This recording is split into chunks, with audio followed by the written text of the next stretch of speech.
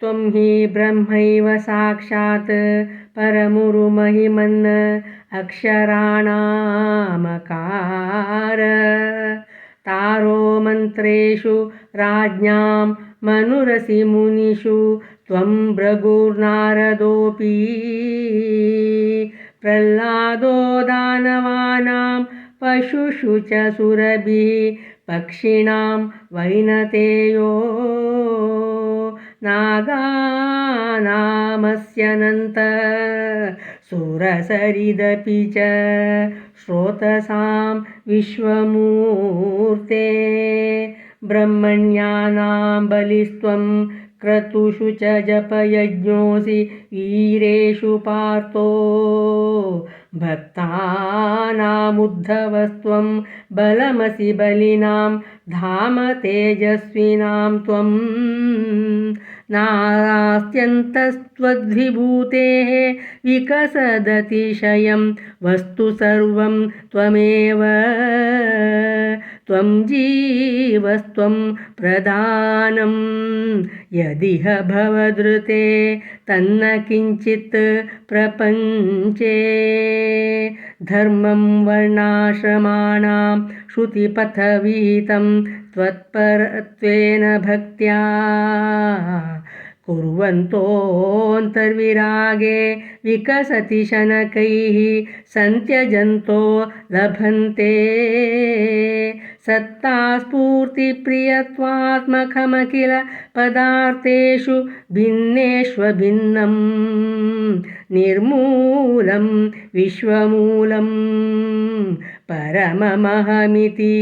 तद्विबोधं विशुद्धं ज्ञानं कर्मापि भक्तिः त्रितयमिह भवत्प्रापकं तत्र तावत् निर्विण्णानामशेषे विषय इह भवेत् ज्ञानयोगेऽधिकारः सक्तानां कर्मयोगः त्वयि हि विनिहितो ये तु नात्यन्तसक्ताः नात्यन्त्यन्तं विरक्ताः त्वयि च धृतरसा भक्तियोगो ह्यमीषाम् ज्ञानं त्वद्भक्ततां वा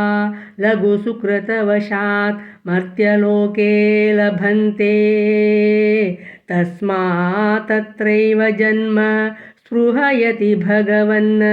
नाकगो नारको वा